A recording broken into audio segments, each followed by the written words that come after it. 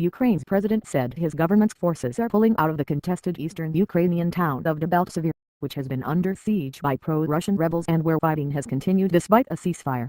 In a video statement Wednesday, President Poroshenko said, Ukrainian armed forces, together with the National Guard, completed an operation for planned and organized withdrawal from Debaltseve.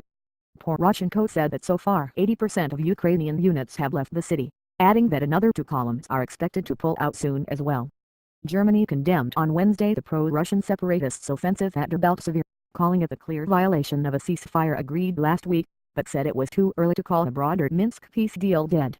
The Ukraine president will participate in a telephone call with the leaders of France, Germany and Russia Wednesday evening to discuss the conflict in Ukraine.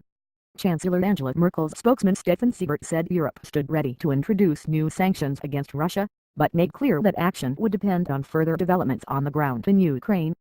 Full-scale street fighting. The deputy regional police chief in the besieged city told reporters earlier Wednesday that full-scale street fighting continued, even as Ukrainian troops were pulling out. The strategic town, which is encircled by pro-Russian rebels, has been the epicenter of fighting in recent weeks. The violence has continued, even past an internationally brokered ceasefire that went into place early Sunday. The separatists have insisted the town was surrounded before the ceasefire began, making it an internal part of the rebel-held region rather than part of the front lines where envoys agreed the fighting would stop.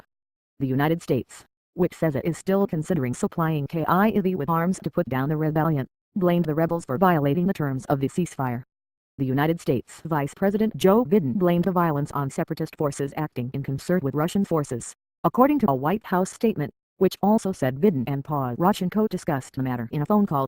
If Russia continues to violate the Minsk agreements, including the most recent agreement signed on February 12, the costs to Russia will rise, the White House statement added. Under the terms of the ceasefire, both sides were to begin withdrawing heavy weapons from the frontal areas Tuesday. Russian President Vladimir Putin on Tuesday called on pro-Russian rebels to allow besieged Ukrainian troops safe passage out of Debaltseve. Speaking in the Hungarian capital, Putin also urged the Kyiv government to allow its troops to surrender. In the news conference, broadcast on Moscow television, Putin noted that Ukrainian troops were encircled at Debaltseve about a week before the truce deal was reached on February 12. He also said that he predicted last week the encirclement at Debaltseve meant one way or another, for some time, that these clashes will continue. The United Nations Security Council on Tuesday unanimously adopted a resolution drafted by Russia that supports the Minsk ceasefire deal, while calling on rebels to respect the territorial integrity of Ukraine. The vote in New York took place as witnesses reported some of the heaviest fighting of the weeks-long battle for Debaltseve. Ukraine and host of Western governments accuse Russia of stoking the rebellion in Ukraine's Russian-speaking east with arms and fighters, while the Kremlin denies providing direct support.